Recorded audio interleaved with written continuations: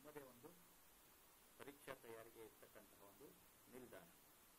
So ಬನ್ನಿ, ಇವತ್ತು ನಾವೀಗಾಗಲೇ ಕನ್ನಡ ಸಾಹಿತ್ಯ ಚರಿತ್ರೆಯ ಒಂದು ಸರಣಿಯಲ್ಲಿ ಎರಡು ವಿಡಿಯೋಗಳನ್ನು ನೋಡಿದ್ದೇವೆ. ಪೂರ್ವದ ಹಳಗನ್ನಡ ಸಾಹಿತ್ಯದಲ್ಲಿ ಶಾಸನಗಳನ್ನು ಕುರಿತು ನೋಡಿದ್ವಿ, ಪೂರ್ವದ ಹಳಗನ್ನಡ ಸಾಹಿತ್ಯವನ್ನು ನೋಡಿದ್ವಿ, ಹಾಗೂ ಅದಾದ ನಂತರ ಪಂಪಪೂರ್ವ ಯುಗದ ಕುರಿತು, ಪಂಪಪೂರ್ವ ಯುಗದಲ್ಲಿ ಬರ್ತಕ್ಕಂತಹ ಸಾಹಿತ್ಯಗಳನ್ನು ಕುರಿತು ಮತ್ತು ಸಾಹಿತ್ಯ ಪ್ರಕಾರಗಳನ್ನು ಕುರಿತು, ಪ್ರಮುಖವಾಗಿ ದೇಸಿ ಸಾಹಿತ್ಯ ಪ್ರಕಾರಗಳನ್ನು ಕುರಿತು ತಿಳ್ಕೊಂಡಿದ್ವಿ. ಸೊ ಈ ಒಂದು ವಿಡಿಯೋದಲ್ಲಿ ನಾವು ಬಹಳ ಮುಖ್ಯ ಹಾಗೂ ಕನ್ನಡ ಸಾಹಿತ್ಯ ಚರಿತ್ರೆಯ ಒಂದು ಅಭೂತಪೂರ್ವ ಮತ್ತು ಬಹಳ ಸುಂದರವಾದಂತಹ ದಿನಮಾನಗಳ ಕುರಿತು ನಾವು ಚರ್ಚೆಯನ್ನು ಮಾಡೋಣ ಈ ಒಂದು ವಿಡಿಯೋದಲ್ಲಿ. ಸೊ ರತ್ನತ್ರಯರ ಕುರಿತು ಈ ಒಂದು ವಿಡಿಯೋದಲ್ಲಿ ನಾವು ಚರ್ಚೆ ಮಾಡ್ತಾ ಇದ್ದೇವೆ. ಬಹಳ ಪರೀಕ್ಷಾ ದೃಷ್ಟಿಯಿಂದ ಬಹಳ ಮುಖ್ಯವಾಗಿರ್ತಕ್ಕಂತಹದ್ದು ಇದು. ಯಾವುದೇ ಪರೀಕ್ಷೆಗೂ ಕೂಡ 1-2 ಅಂಕಗಳಿಗೆ ಈ ಒಂದು ವಿಭಾಗದಿಂದ ಪ್ರಶ್ನೆಗಳು ಬಂದೇ ಬರುತ್ತೆ. ಓಕೆ, ಸೊ ಬನ್ನಿ, ಹಾಗಿದ್ರೆ ನಮ್ಮ ಕನ್ನಡ ಸಾಹಿತ್ಯ ಚರಿತ್ರೆಯ ಧ್ರುವತಾರೆ, ಆದಿಕವಿ, ಮಹಾಕವಿ, ಬಹುದೊಡ್ಡ ಹೆಸರನ್ನ, ಒಂದು ಯುಗವನ್ನೇ ತನ್ನ ಹೆಸರಿಗೆ ಬರೆಸ್ಕೊಂಡಿರ್ತಕ್ಕಂತಹ ಬಹುದೊಡ್ಡ ವಿದ್ವಾಂಸ, ಸಾಹಿತಿ, ಕನ್ನಡ ಸಾಹಿತ್ಯ ಚರಿತ್ರೆಯ ಒಬ್ಬ ಮಿನುಗುತಾರೆ ಅಂತಂದ್ರೆ ಅದು ಪಂಪ. ಸೊ ನಮಗೊತ್ತು, ಈ ಒಂದು 10ನೇ ಶತಮಾನವನ್ನ ನಮ್ಮ ಕನ್ನಡ ಸಾಹಿತ್ಯದ ಸುವರ್ಣ ಯುಗ ಅಂತಾನೆ ಕರಿತೇವೆ. ಯಾಕಪ್ಪ ಅಂತಂದ್ರೆ ಇಂತಹ ಒಂದು ಸುವರ್ಣ ಪುತ್ಥಳಿಗಳು, ಸುವರ್ಣ ಬಿಂದುಗಳು ಆ ಒಂದು ಸಂದರ್ಭದಲ್ಲಿ 10ನೇ ಶತಮಾನದಲ್ಲಿ ಕನ್ನಡ ಸಾಹಿತ್ಯವನ್ನು ಅಷ್ಟರ ಮಟ್ಟಿಗೆ ಶ್ರೀಮಂತಗೊಳಿಸಿದ್ದಾರೆ. ಹಾಗಾಗಿ ಕನ್ನಡ ಸಾಹಿತ್ಯವನ್ನ 10ನೇ ಶತಮಾನವನ್ನ ಕನ್ನಡ ಸಾಹಿತ್ಯದ ಸುವರ್ಣ ಯುಗ ಅಂತಾನೆ ಕರೆದಿದ್ದೇವೆ. ಇಂತಹ ಇವರುಗಳಿಂದ ಅತ್ಯಮೂಲ್ಯವಾದಂತಹ ಕೃತಿಗಳು ನಮಗೆ ಲಭ್ಯವಾಗಿದ್ದಾವೆ. ಅಂಥವರಲ್ಲಿ ನಮಗೆ ಬಹಳ ಮುಖ್ಯವಾಗ್ತಕ್ಕಂತಹ, ಪ್ರಪ್ರಥಮವಾಗಿ ನಮಗೆ ಉಲ್ಲೇಖವಾಗ್ತಕ್ಕಂತಹ ಒಬ್ಬ ಕವಿ ಯಾರಪ್ಪ ಅಂತಂದ್ರೆ ಅದು ಪಂಪ. ನಾವು ಈಗ ಪಂಪಪೂರ್ವ ಯುಗದಲ್ಲಿ ನೋಡಿದ್ವಿ. ನಮ್ಮ ಕನ್ನಡದ ಮೊದಲ ಉಪಲಬ್ಧ ಗ್ರಂಥವನ್ನಾಗಿ ನಾವು ಕವಿರಾಜ ಮಾರ್ಗವನ್ನು ನೋಡಿದ್ರೆ ನಮಗೆ ಈ 10ನೇ ಶತಮಾನದಲ್ಲಿ ಕಾವ್ಯಕೃತಿಗಳಾಗಿ, ಕನ್ನಡದ ಮೊದಲ ಕಾವ್ಯಕೃತಿಯಾಗಿ ನಮಗೆ ಲಭ್ಯವಾಗ್ತಕ್ಕಂತಹದ್ದು ಪಂಪನ ಒಂದು ಕೃತಿ. ಸೊ ಹಾಗಾಗಿ ಪಂಪ ನಮ್ಮ ಕನ್ನಡ ಸಾಹಿತ್ಯ ಚರಿತ್ರೆಯ ಮೊದಲನೆಯ ಕವಿ ಆಗಿದ್ದಾನೆ. ಹಾಗಾಗಿ ಈತನನ್ನ ಆದಿಕವಿ ಅಂತಂದ್ಬಿಟ್ಟು ನಾವು ಕರೆದಿದ್ದೇವೆ. ಸೊ ಬನ್ನಿ, ಹಾಗಿದ್ರೆ ಪಂಪನ ಕುರಿತು ನಾವು ತಿಳ್ಕೊಳ್ಳೋಣ. ಪಂಪನ ಕಾಲಮಾನ ನೋಡೋಣ. ಪಂಪನ ಕಾಲಮಾನ ಕ್ರಿಸ್ತಶಕ 941. ಮತ್ತೆ ಈತನ ಯಾರ ಆಸ್ಥಾನದಲ್ಲಿದ್ದ ಅಂತಂದ್ರೆ ಚಾಲುಕ್ಯ ಅರಸ 2ನೇ ಅರಿಕೇಸರಿ ಈತನ ಆಶ್ರಯದಾತ. ಹಾಗೆ ಈತ, ನಾನು ಹೇಳಿದೆ, ಈಗ ನಾವು ಈ ಒಂದು ವಿಡಿಯೋದಲ್ಲಿ ರತ್ನತ್ರಯರ ಕುರಿತು ನಾವು ಚರ್ಚೆ ಮಾಡ್ತಾ ಇದ್ದೇವೆ. ಆ ನಿಟ್ಟಿನಲ್ಲಿ ರತ್ನತ್ರಯರಲ್ಲಿ ಈತ ಮೊದಲಿಗನಾಗಿರ್ತಾನೆ. ಹಾಗೆ ಈತನ ತಂದೆ ಭೀಮಪ್ಪಯ್ಯ, ತಾಯಿ ಅಬ್ಬಣ್ಣಬ್ಬೆ ಅಂತಕ್ಕಂಥದ್ದು. ಸೊ ಈತನಿಗೆ ಇರ್ತಕ್ಕಂತಹ ಬಿರುದುಗಳು: ಕನ್ನಡದ ಆದಿಕವಿ, ಅಗ್ರಕವಿ, ಮಹಾಕವಿ, ಕನ್ನಡದ ಕಾವ್ಯ ಪಿತಾಮಹ, ಕನ್ನಡದ ವ್ಯಾಸ, ರತ್ನತ್ರಯರಲ್ಲಿ ಮೊದಲಿಗ. ಈ ಎಲ್ಲ ಹೆಸರುಗಳು ಪಂಪನಿಗೆ ಇರ್ತಕ್ಕಂತಹ ಅನ್ವರ್ಥನಾಮಗಳು ಅಂತಾನೆ ಹೇಳಬಹುದು. ಸೊ ಮತ್ತೆ ಪಂಪನ ಕುರಿತು ನಮಗೆ ಮಾಹಿತಿಯನ್ನು ನೀಡತಕ್ಕಂತಹ ಒಂದು ಶಾಸನ. ನಾವೀಗಾಗಲೇ ಪೂರ್ವದ ಹಳಗನ್ನಡದಲ್ಲಿ ಶಾಸನಗಳ ಕುರಿತು ಓದಬೇಕಾದ್ರೆ ತಿಳ್ಕೊಂಡಿದ್ವಿ, ಗಂಗಾಧರಂ ಶಾಸನ ಅಥವಾ ಜಿನವಲ್ಲಭ ಶಾಸನ ಅಂತಂದ್ಬಿಟ್ಟು ನಾವು ತಿಳ್ಕೊಂಡಿದ್ವಿ. ಆ ಗಂಗಾಧರಂ ಶಾಸನದಲ್ಲಿ ಈತನ ಕುರಿತು ನಮಗೆ, ಈತನ ಒಂದು ವೈಯಕ್ತಿಕ ಜೀವನದ ಕುರಿತು ಮಾಹಿತಿ ನಮಗೆ ಲಭ್ಯವಾಗತ್ತೆ. ಹಾಗೆ ಪಂಪನನ್ನ ಕುರಿತು ನಾಗರಾಜ ಅಂತಕ್ಕಂಥ ಒಬ್ಬ ಕವಿ ಏನ್ ಹೇಳ್ತಾನಪ್ಪ ಅಂತಂದ್ರೆ, ಪಸರಿಪ ಕನ್ನಡ ಕೊಡೆಯನೋರ್ವನೇ ಸತ್ಕವಿ ಪಂಪನಾಗವಂ ಅಂತ ಅಂದ್ಬಿಟ್ಟು. ಸೊ ನೋಡಿ, ಎಂತಹ ಒಳ್ಳೆ ಮಾತು. ಈ ಒಂದು ಕನ್ನಡಕ್ಕೆ ಇರ್ತಕ್ಕಂತಹ ಇಷ್ಟು ವಿಸ್ತಾರವಾಗಿ ಬೆಳೆದಿರ್ತಕ್ಕಂತಹ ಇಂತಹ ಒಂದು ಭಾಷೆಗೆ ಇರುವಂತಹ ಒಡೆಯ ಒಬ್ಬನೇ ಒಬ್ಬ ಇದ್ದರೆ ಅವನು ಯಾರಪ್ಪ ಅಂತಂದ್ರೆ ಅದು ಪಂಪ ಮಾತ್ರ ಅಂತ ಹೇಳ್ತಾನೆ. ಈ ಮಾತಿಗೆ ಅಕ್ಷರಶಃ ಪಂಪ ಅರ್ಹನಾಗಿದ್ದಾನೆ. ಹಾಗೆ ಈತನಿಗೆ ಇರತಕ್ಕಂತಹ ಬಿರುದುಗಳನ್ನು ನೋಡೋಣ ನಾವು.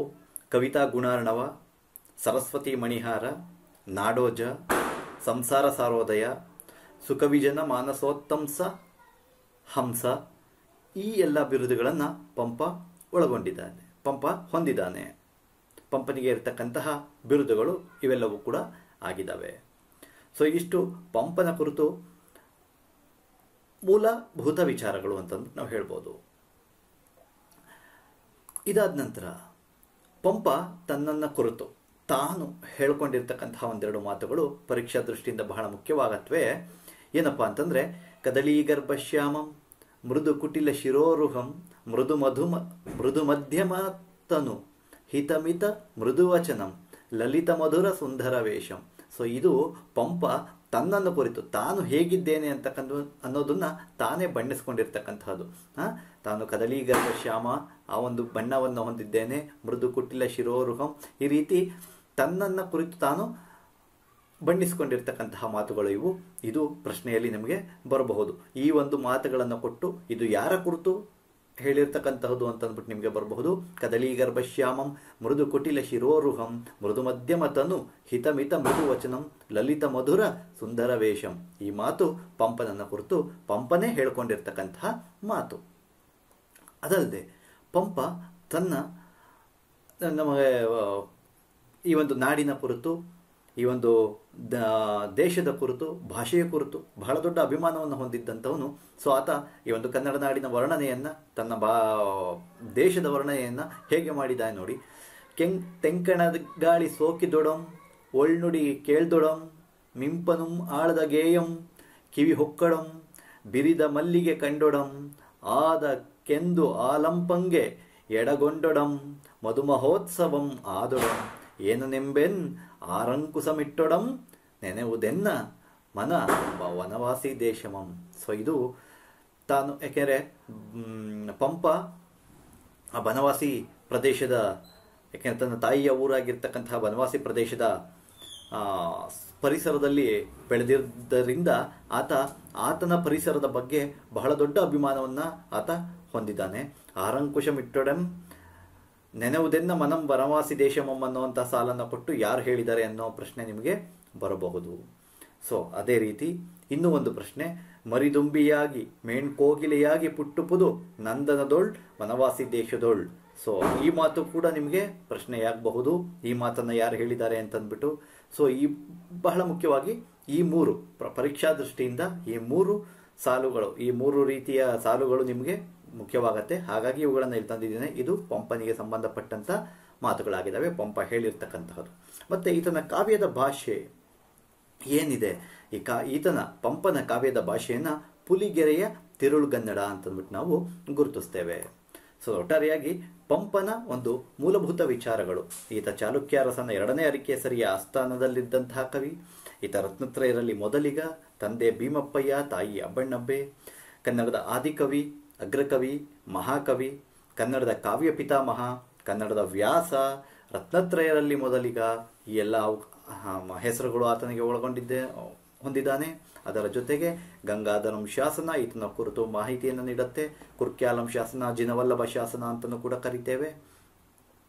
ಪಸರಿಪ ಕನ್ನಡ ಕೊಡೆಯನೋರ್ವನೇ ಸತ್ಕವಿ ಪಂಪನಾಗವಂ ಅನ್ನುವಂತಹ ನಾಗರಾಜ ಪಂಪನನ್ನ ಕುರಿತು ಹೇಳಿದ್ದಾನೆ.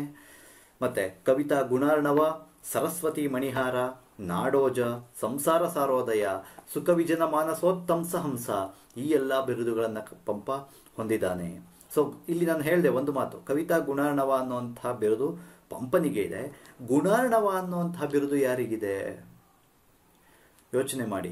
ಗುಣಾರ್ಣವ ಅನ್ನೋ ಬಿರುದು ಅರಿಕೇಸರಿಗೆ ಇರ್ತಕ್ಕಂಥದ್ದು, ಕವಿತಾ ಗುಣಾರ್ಣವ ಅನ್ನೋದು ಪಂಪನಿಗೆ ಇರ್ತಕ್ಕಂತಹದ್ದು. ಪರೀಕ್ಷೆಗಳಲ್ಲಿ ನಿಮಗೆ ಪ್ರಶ್ನೆ ಬರುವ ಸಾಧ್ಯತೆ ಇರತ್ತೆ. ಸೊ ಈ ಗಂಗಾಧರಂ ಶಾಸನದ ಬಗ್ಗೆ ಪ್ರಶ್ನೆ ಬರಬಹುದು, ಮತ್ತೆ ನಾಗರಾಜ ಕವಿಯ ಮಾತಿನ ಬಗ್ಗೆ ಪ್ರಶ್ನೆ ಬರಬಹುದು. ಈ ಒಂದು ಬಿರುದುಗಳನ್ನು ನೀಡಿ ಇದರಲ್ಲಿ ಯಾವುದಾದ್ರೂ ಒಂದನ್ನ ಗುಂಪಿಗೆ ಸೇರದ ಪದವನ್ನು ತೆಗೆದು ಹಾಕಲಿಕ್ಕೆ ನಿಮಗೆ ಪ್ರಶ್ನೆ ಬರಬಹುದು, ಅಥವಾ ಪಂಪನ ಬಿರುದು ಯಾವುದು ಅಂತ ಕೇಳುವಂತಹ ಪ್ರಶ್ನೆ ಬರಬಹುದು. ಹಾಗಾಗಿ ಎಲ್ಲ ರೀತಿಯ ಪ್ರಶ್ನೆಗಳು ಬರೋ ಸಾಧ್ಯತೆ ಇರೋದ್ರಿಂದ ತಾವು ಗಮನ ವಹಿಸಬೇಕಾಗತ್ತೆ. ಸೊ ಇದಾದ ನಂತರ ಇನ್ನ ಪಂಪನ ಕೃತಿಗಳ ಬಗ್ಗೆ ಬರೋಣ. ಪಂಪನ ಕೃತಿಗಳ ಬಗ್ಗೆ ಸೊ ನೇಮಿಚಂದ್ರ ಕವಿ ಒಂದು ಮಾತು ಹೇಳ್ತಾನೆ, ಬೆಲೆಯಿಂದಕ್ಕುಮೆ ಕೃತಿ ಗಾವಿಲ, ಬೆಲೆಯಿಂದಕ್ಕುಮೆ ಕೃತಿ ಗಾವಿಲ ಅಂತಂದ್ಬಿಟ್ಟು. ಅಂದ್ರೆ ಅಯ್ಯೋ ದಡ್ಡ, ಬೆಲೆಯನ್ನ ಕೊಟ್ಟು ಕೃತಿಯನ್ನ ಪಡೀಲಿಕ್ಕಾಗತ್ತಾ, ತರ್ಲಿಕ್ಕಾಗತ್ತಾ? ನೋಡ್ಪ, ಬೆಲೆಯನ್ನು ಕೊಟ್ಟುವ ತಾರ ಮಧುವಂ ಮಲಯ ಮಾರುತಂ, ಹೀಗೆ ಹೇಳ್ತಾನೆ. ಅಂದರೆ ಬೆಲೆಯನ್ನು ಕೊಟ್ಟು ತಗೊಂಬ ತಂಗಾಳಿಯನ್ನ, ಮಲೆಯ ಮಾರುತವನ್ನ, ಜೇನನ್ನ, ಇಂಥವುಗಳನ್ನು ದುಡ್ಡು ಕೊಟ್ಟು ತಗೊಂಬ ನೋಡೋಣ. ಸೊ ಹಾಗೆಲ್ಲ ಅದೆಲ್ಲ ಆಗೋದಿಲ್ಲ.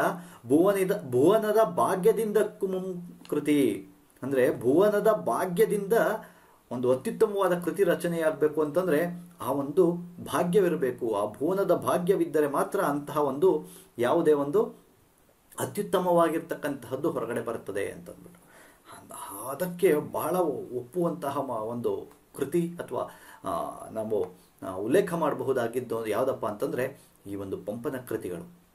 ಸೊ ಈ ಒಂದು ಭುವನದ ಭಾಗ್ಯದಿಂದವೇ ಪಂಪನಿಂದ ಇಂತಹ ಕೃತಿಗಳು ರಚನೆಯಾಗಿದ್ದಾವೆ ಅಂತ ಹೇಳ್ಬೋದು. ಸೊ ಈತನ ಕೃತಿಯನ್ನು ನೋಡೋದಾದರೆ ನಮಗೆಲ್ಲರಿಗೂ ಗೊತ್ತಿದೆ, ಪಂಪನ ಒಂದು ಪ್ರಮುಖವಾದಂತಹ ಕೃತಿ ಆದಿಪುರಾಣ ಅಂತಕ್ಕಂತಹದ್ದು ಬಹಳ ದೊಡ್ಡ ಕೃತಿ. ಇದು ಧಾರ್ಮಿಕ ಗ್ರಂಥವಾಗಿರ್ತಕ್ಕಂತಹದ್ದು. ಯಾಕೆಂದರೆ ಪಂಪ ಯುಗ ಅಂತಲೇ ಕರಿತೇವೆ ಇದನ್ನು, ಈ ಒಂದು ಸಂದರ್ಭವನ್ನು. ಯಾಕೆ ಅಂತಂದರೆ ತನ್ನ ಮುಂದಿನ ತಲೆಮಾರಿಗೆ ಈತ ಒಂದು ಸಾಹಿತ್ಯ ರಚನೆಯ ಸಾಹಿತ್ಯವನ್ನು ರಚಿಸುವ ಒಂದು ಕ್ರಮವನ್ನು ಹಾಕಿಕೊಟ್ಟ, ದಾರಿಯನ್ನು ಹಾಕಿಕೊಟ್ಟ. ಈತ ತೋರಿಸಿದಂತಹ ಮಾರ್ಗದಲ್ಲಿ ಮುಂದಿನ ಹಲವಾರು ಕವಿಗಳು ಕೂಡ ನಡೆದು ಬಂದಿರತಕ್ಕಂಥದ್ದನ್ನು ನಾವು ನೋಡ್ತಾ ಹೋಗಬಹುದು. ನಾವು ಮುಂದೆ ನೋಡ್ತಾ ಹೋದಾಗ ಗೊತ್ತಾಗತ್ತೆ. ಸೊ ಅದರಲ್ಲಿ ನಾವು ನೋಡೋದಾದರೆ ಪಂಪನ ಒಂದು ಪ್ರಮುಖ ಕೃತಿ ಆದಿಪುರಾಣ. ಸೊ ಇದಕ್ಕೆ ಆಕರ ಯಾವುದಪ್ಪ ಅಂತಂದರೆ ಜಿನಸೇನರ ಸಂಸ್ಕೃತದ ಪೂರ್ವ ಪುರಾಣ ಇವರಿಗೆ ಈ ಒಂದು ಆದಿಪುರಾಣ ಕೃತಿಯ ಆಕರ ಗ್ರಂಥವಾಗಿರ್ತಕ್ಕಂತಹದ್ದು. ಸೊ ನೋಡಿ, ಇದು ಜಿನಸೇನರ ಪೂರ್ವ ಪುರಾಣ ಇದಕ್ಕೆ ಆಕರ ಗ್ರಂಥವಾಗಿದೆ. ಮತ್ತು ಇದು 16 ಆಶ್ವಾಸಗಳನ್ನು ಒಳಗೊಂಡಿದೆ. ಆದಿಪುರಾಣ 16 ಆಶ್ವಾಸಗಳನ್ನು ಒಳಗೊಂಡಿದೆ. ನೀವು ನೆನ್ಪಿಟ್ಕೊಂಡಿರಬೇಕು, ಯಾಕೆಂದರೆ ಪ್ರಶ್ನೆ ಬರುವ ಸಾಧ್ಯತೆ ಇದೆ. ಆದಿಪುರಾಣಕ್ಕೆ ಆಕರ ಗ್ರಂಥ ಯಾವುದು ಅಂತಂದರೆ ಸಂಸ್ಕೃತದ ಪೂರ್ವ ಪುರಾಣ. ಹಾಗೆ ಇದು ಎಷ್ಟು ಆಶ್ವಾಸಗಳನ್ನು ಒಳಗೊಂಡಿದೆ ಅಂತಂದರೆ ಇದು 16 ಆಶ್ವಾಸಗಳನ್ನು ಒಳಗೊಂಡಿದೆ. ಸೊ ಇದು ಯಾರ ಕುರಿತು ಇರತಕ್ಕಂಥದ್ದು ಅಂತಂದರೆ ಆದಿತೀರ್ಥಂಕರ ವೃಷಭನಾಥನ ಚರಿತ್ರೆಯನ್ನು ಇದು ಒಳಗೊಂಡಿರ್ತಕ್ಕಂತಹದ್ದು. ಆದಿಪುರಾಣದಲ್ಲಿ ಆದಿತೀರ್ಥಂಕರನಾದಂತಹ ವೃಷಭನಾಥನ ಚರಿತ್ರೆಯನ್ನು ಒಳಗೊಂಡಿರ್ತಕ್ಕಂತಹದ್ದು ಯಾವುದು? ಆದಿಪುರಾಣ. ಸೊ ಇದರಲ್ಲಿ ಬರತಕ್ಕಂತಹ ಪ್ರಮುಖವಾದಂತಹ ಒಂದು ಘಟನೆಗಳು ಅಥವಾ ಅಧ್ಯಾಯಗಳನ್ನು ನೋಡಿದ್ರೆ ಅದರಲ್ಲಿ ವಜ್ರದಂಗ ಶ್ರೀಮತಿ ಪ್ರಸಂಗ, ನೀಲಾಂಜನಿಯ ನೃತ್ಯ ಪ್ರಸಂಗ, ನೀಲಾಂಜನಿಯ ನಾಟ್ಯ ಪ್ರಸಂಗ, ಭರತ ಬಾಹುಬಲಿ ಪ್ರಸಂಗ ಇತ್ಯಾದಿ. ನಾನು ಈ ಮೂರನ್ನು ಯಾಕೆ ತಗೊಂಡಿದ್ದೀನಿ ಅಂತಂದರೆ ಸ್ಪರ್ಧಾತ್ಮಕ ಪರೀಕ್ಷೆಗಳಲ್ಲಿ ಈ ಮೂರರ ಕುರಿತು, ಅಂದರೆ KSET NET ಪರೀಕ್ಷೆಗಳಲ್ಲಿ ಈ ಮೂರರ ಕುರಿತು ಪ್ರಶ್ನೆಯಾಗಿದ್ದಾವೆ. ವಜ್ರದಂಗ ಶ್ರೀಮತಿಯ ಪ್ರಸಂಗ, ಮತ್ತು ನೀಲಾಂಜನಿಯ ನಾಟ್ಯ ಪ್ರಸಂಗ, ಭರತ ಬಾಹುಬಲಿಯ ಪ್ರಸಂಗ. ಇದನ್ನು ನಾವು ಸಂಕ್ಷಿಪ್ತವಾಗಿ ಹೇಳೋದಾದರೆ ವಜ್ರದಂಗ ಶ್ರೀಮತಿ ಬಹಳ ದೊಡ್ಡ ಪ್ರೇಮಿಗಳು, ತುಂಬ ಇಷ್ಟಪಡ್ತಿದ್ದಂತಹ ಪ್ರೇಮಿಗಳು. ಆದರೆ ಅವರ ಅಂತ್ಯ ಅಂತಕ್ಕಂತಹದ್ದು ಬಹಳ ಘೋರವಾಗಿ ಆಗತ್ತೆ. ಅಂದರೆ ಅವರು ಶಯನಗೃಹದಲ್ಲಿ ಮಲಗಿರಬೇಕಾದ್ರೆ ಒಂದು ಶಯನಗೃಹಕ್ಕೆ ಸುವಾಸನೆಗೋಸ್ಕರ ಧೂಪವನ್ನು ಹಾಕಿದ್ದಂತಹ ಸಂದರ್ಭದಲ್ಲಿ ಕಾವಲುಗಾರ ಆ ಒಂದು ಮೇಲಿನ ಚಾವಣಿಯನ್ನು ತೆಗೆಯೋದನ್ನು ಮರೆತಿರ್ತಾನೆ. ಅದು ಮರೆತಾಗ ಈ ಒಂದು ಅವರ ಕೋಣೆಯಲ್ಲಿ ಹಾಕಿದ್ದಂತಹ ಧೂಪ ಏನಿದೆ ಆ ಧೂಪವೇ ಧೂಪ ಪೂರ್ತಿಯಾಗಿ ಸುತ್ತಿಕೊಂಡು ಇವರು ಉಸಿರುಗಟ್ಟಿ ಸಾಯ್ತಾರೆ. ಆ ಒಂದು ಕೃಷ್ಣ ಕಾಳೋರಗದಂತೆ ಆ ಒಂದು ಧೂಪ ಅವರನ್ನು ಸುತ್ತಿಕೊಂಡು ಸಾಯ್ತಾರೆ ಅವರು. ಸೊ ಅದೊಂದು ಬಹಳ ಘೋರವಾದಂತಹ ಒಂದು ಅಂತ್ಯ. ಸೊ ಅದೊಂದು ಈ ಒಂದು ವಜ್ರದಂಗ ಶ್ರೀಮತಿ ಪ್ರಸಂಗದಲ್ಲಿ ಬರ್ತಕ್ಕಂತಹದ್ದು. ಅದಾದ ನಂತರ ನೀಲಾಂಜನಿಯ ನಾಟ್ಯ ಪ್ರಸಂಗದಲ್ಲೂ ಕೂಡ ಅಷ್ಟೇ ಪುರುದೇವ ಇಂದ್ರದೇವ ಒಂದು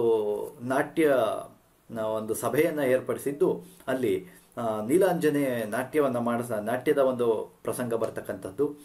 ಆ ಒಂದು ಸಂದರ್ಭದಲ್ಲಿ ನೀಲಾಂಜನೆ ನಾಟ್ಯ ಮಾಡ್ತಾ ಇದ್ದಾಗ ಅರ್ಧದಲ್ಲಿಯೇ ಆಕೆಯ ಆಯಸ್ಸು ತೀರಿ ಹೋಗ್ಬಿಟ್ಟು ಆಕೆ ಮರಣವನ್ನು ಹೊಂದ್ತಾಳೆ. ಸೊ ಈ ರೀತಿ ಮರಣವನ್ನು ಹೊಂದಿದಾಗ ಅದು ರಸಭಂಗವಾಗ್ಬಿಡತ್ತೆ ಅನ್ನೋಂಥ ಉದ್ದೇಶದಿಂದ ಇಂದ್ರ ಏನು ಮಾಡ್ತಾನೆ ಅಂತಂದರೆ ಅದರದೇ ಆತ ನೀಲಾಂಜನಿಯ ರೀತಿಯದೇ ಒಂದು ಪ್ರತಿಮೆಯನ್ನು ಸೃಷ್ಟಿ ಮಾಡಿ ಯಾರಿಗೂ ಅರಿವಾಗದಂತೆ, ಯಾರಿಗೂ ಕೂಡ ಗೊತ್ತಾಗದಂತೆ ಆ ಒಂದು ನಾಟ್ಯವನ್ನು ಮುಂದುವರಿಸ್ತಾನೆ. ಆದರೆ ಪುರುದೇವನಿಗೆ ಇದು ಗೊತ್ತಾಗೋಗತ್ತೆ. ಆಗ ಪುರುದೇವನಿಗೆ ಮನಸ್ಸು ಈ ಒಂದು ವೈಭೋಗದಿಂದ ವೈರಾಗ್ಯದ ಕಡೆಗೆ ಹೊರಳತ್ತೆ. ಸೊ ಈ ರೀತಿ ಅಂದರೆ ಈ ಒಂದು ಆದಿಪುರಾಣದಲ್ಲಿ ಏನು ಹೇಳ್ಕೊಳ್ತಾ ಬಂದಿರೋದು ಅಂತಂದ್ರೆ ಈ ಒಂದು ಜೈನ ಧರ್ಮದ ಏನು ಒಂದು ಅಂಶಗಳಿದಾವೆ, ತತ್ವಗಳೇನಿದಾವೆ ಅವುಗಳನ್ನ ಹೇಳ್ಕೊಳ್ತಾ ಬಂದಿರತಕ್ಕಂತಹದ್ದು. ಸೊ ಅದೇ ರೀತಿ ಭರತ ಬಾಹುಬಲಿಯ ಪ್ರಸಂಗದಲ್ಲೂ ಅಷ್ಟೇನೆ, ನಿಮ್ಗೆಲ್ಲರೂ ಕೂಡ ಈ ಒಂದು ಕತೆ ಗೊತ್ತಿರತ್ತೆ. ಭರತ ತನ್ನ ಇಡೀ ಭರತಖಂಡವನ್ನ ಗೆದ್ದುಕೊಂಡು ಬಂದು ಕೊನೆಗೆ ತನ್ನ ಅಣ್ಣನಂತ ಬಾಹುಬಲಿಯ ವಿರುದ್ಧವೂ ಕೂಡ ಯುದ್ಧವನ್ನ ಮಾಡುವಂತಹ ಪ್ರಸಂಗ ಬರ್ತಕ್ಕಂತಹದ್ದು. ಆ ಸಂದರ್ಭದಲ್ಲಿ ಆತ ಎಲ್ಲ ಯುದ್ಧಗಳಲ್ಲೂ ಸೋತು ಆನಂತರ ಏನು ತನ್ನ ಆಯುಧಾಗಾರದಲ್ಲಿ ಹುಟ್ಟಿದಂತಹ ಚಕ್ರರತ್ನವನ್ನೇ ಬಾಹುಬಲಿಯ ಮೇಲೆ ಪ್ರಯೋಗವನ್ನು ಮಾಡ್ತಾನೆ. ಆದರೆ ಬಾಹುಬಲಿಗೆ ಅದು ಯಾವುದೇ ರೀತಿಯ ಒಂದು ತೊಂದರೆಯನ್ನ ಕೊಡದೆ ಅದು ಆತನ ಪ್ರದಕ್ಷಿಣೆ ಬಂದು ಆತನ ಪಕ್ಕದಲ್ಲಿ ನಿಂತು ಬಿಡುತ್ತೆ. ಸೊ ಆಗ ಭರತನಿಗೆ ಮನಸ್ಸು ಬದಲಾವಣೆ ಹೊಂದತ್ತೆ. ನಾನು ಕೇವಲ ದೇಶದ ಆಸೆಗೋಸ್ಕರ, ಭೂಮಿಯ ಆಸೆಗೋಸ್ಕರ ತನ್ನ ಅಣ್ಣನ ವಿರುದ್ಧವೇ ನಾನು ಯುದ್ಧ ಮಾಡಿದ್ನಲ್ಲ ಅನ್ನುವಂತಹ ಒಂದು ಆಸೆ ಬರುತ್ತೆ. ಒಂದು ಮನಸ್ಸು ಪರಿವರ್ತನೆ ಹೊಂದತ್ತೆ. ಈ ಎಲ್ಲ ವಿಚಾರಗಳನ್ನ ಈ ಒಂದು ಆದಿಪುರಾಣ ಗ್ರಂಥದಲ್ಲಿ ಈ ಎಲ್ಲ ಪ್ರಸಂಗಗಳಲ್ಲಿ ಹೇಳ್ತಾ ಬಂದಿರತಕ್ಕಂಥದ್ದು. ಸೊ ಹಂಗೇನೆ ಒಟ್ಟಾರೆಯಾಗಿ ಆದಿಪುರಾಣದಲ್ಲಿ ಏನು ಹೇಳಿದಾರಪ್ಪ ಅಂತಂದ್ರೆ ಈ ಒಂದು ಅನೇಕ ಭವಗಳಲ್ಲಿ ಏನು ವೃಷಭನಾಥ ಅನೇಕ ಜನ್ಮಗಳಲ್ಲಿ ಅನೇಕ ಭವಗಳಲ್ಲಿ ಅನುಭವದಿಂದ ಪರಿಪಾಕಗೊಂಡು ಭೋಗದಿಂದ ತ್ಯಾಗಕ್ಕೆ ತಿರುಗಿ ಕೊನೆಯ ಜನ್ಮದಲ್ಲಿ ವೈರಾಗ್ಯ ಪರಿಣಿತಿಯನ್ನ ಪಡೆದು ಕೈವಲ್ಯ ಜ್ಞಾನಿಯಾದಂತಹ ಕಥೆಯನ್ನ ಈ ಒಂದು ಆದಿಪುರಾಣದಲ್ಲಿ ಹೇಳ್ತಾ ಬಂದಿದ್ದಾರೆ. ಸೊ ಇಷ್ಟು ನಿಮಗೆ ಆದಿಪುರಾಣದ ಬಗ್ಗೆ ನಿಮಗೆ ಗೊತ್ತಿರಲೇಬೇಕಾದಂತಹ ಬಹಳ ಮೂಲಭೂತ ಅಂಶಗಳಾಗಿದ್ದಾವೆ. ಸೊ ಇದಾದ ನಾನು ಹೇಳಿದೆ ಆದಿಪುರಾಣ ಅಂತಕ್ಕಂತಹದ್ದು ಒಂದು ಧಾರ್ಮಿಕ ಗ್ರಂಥ. ಸೊ ಇದಾದ ನಂತರ ಪಂಪನ ಇನ್ನೊಂದು ಬಹಳ ಮುಖ್ಯ ಕೃತಿ, ಬಹಳ ದೊಡ್ಡ ಕೃತಿ, ಬಹಳ ಮುಖ್ಯ ಕೃತಿ, ಮತ್ತೆ ಪಂಪನ ಅವನ ಸಾಹಿತ್ಯದ ಒಂದು ಪ್ರತಿಭೆಗೆ ಕೈಗನ್ನಡಿ, ಸಾಹಿತ್ಯ ಪ್ರತಿಭೆಯ ಕೈಗನ್ನಡಿ ಯಾವುದಪ್ಪ ಅಂತಂದ್ರೆ ಅದು ವಿಕ್ರಮಾರ್ಜುನ ವಿಜಯ. ಇದಕ್ಕೆ ಪಂಪ ಭಾರತ ಅಂತಲೂ ಕೂಡ ಕರೀತಾರೆ. ಸೊ ಇದು ಲೌಕಿಕ ಕೃತಿ ಆಗಿರ್ತಕ್ಕಂತಹದ್ದು. ವಿಕ್ರಮಾರ್ಜುನ ವಿಜಯ ಲೌಕಿಕ ಕೃತಿ ಆಗಿರ್ತಕ್ಕಂತಹದ್ದು. ಸೊ ಇದಕ್ಕೆ ಆಕರ ಗ್ರಂಥ ಯಾವುದಪ್ಪ ಅಂತಂದ್ರೆ ಮಹಾಭಾರತ, ವ್ಯಾಸರ ಮಹಾಭಾರತ ಇದಕ್ಕೆ ಆಕರವಾಗಿರ್ತಕ್ಕಂತಹ ಗ್ರಂಥ. ಅಲ್ಲಿ ಯಾವುದಕ್ಕೆ ಆದಿಪುರಾಣಕ್ಕೆ ಆಕರ ಗ್ರಂಥ ಯಾವುದಾಗಿತ್ತು? ಜಿನಸೇನರ ಸಂಸ್ಕೃತದ ಪೂರ್ವಪುರಾಣ ಆಕರ ಗ್ರಂಥವಾಗಿತ್ತು. ಆದರೆ ಇಲ್ಲಿ ವಿಕ್ರಮಾರ್ಜುನ ವಿಜಯಕ್ಕೆ ಆಕರ ಗ್ರಂಥ ಯಾವುದಪ್ಪ ಅಂತಂದ್ರೆ ವ್ಯಾಸರ ಮಹಾಭಾರತ ಆಕರ ಗ್ರಂಥ. ಅದು 16 ಆಶ್ವಾಸಗಳನ್ನು ಹೊಂದಿತ್ತು. ಇದು 14 ಆಶ್ವಾಸಗಳನ್ನು ಹೊಂದಿರತಕ್ಕಂತಹದ್ದು. 14 ಆಶ್ವಾಸಗಳನ್ನು ಹೊಂದಿದೆ ಇದು. ಮತ್ತೆ ಇಲ್ಲಿ ಪಂಪ ಇಲ್ಲಿ ಒಂದು ಮಾತು ಹೇಳ್ತಾನೆ, ಬೆಳಗುವೆನಿಲ್ಲಿ ಲೌಕಿಕಮನ್ ಅಲ್ಲಿ ಜಿನಾಗಮಂ ಅಂತಂದ್ರೆ ಇಲ್ಲಿ ಇದು ಒಂದು ಲೌಕಿಕ ಕೃತಿ. ವಿಕ್ರಮಾರ್ಜುನ ವಿಜಯದಲ್ಲಿ ಲೌಕಿಕ ಕೃತಿಯಾಗಿ ಇದು ಇಲ್ಲಿ ಲೌಕಿಕದ ವಿಚಾರಗಳನ್ನ ನಾನಿಲ್ಲಿ ಪ್ರಸ್ತುತಪಡಿಸ್ತೇನೆ. ಅಲ್ಲಿ ಜಿನಾಗಮಂ, ಅಲ್ಲಿ ಜೈನ ಧರ್ಮ, ನನ್ನ ಧರ್ಮಕ್ಕೆ ನಾನು ಬದ್ಧನಾಗಿರ್ತೇನೆ ಅನ್ನುವಂಥ ಮಾತನ್ನ ಇಲ್ಲಿ ಯಾರು ಪಂಪ ಹೇಳ್ತಾನೆ.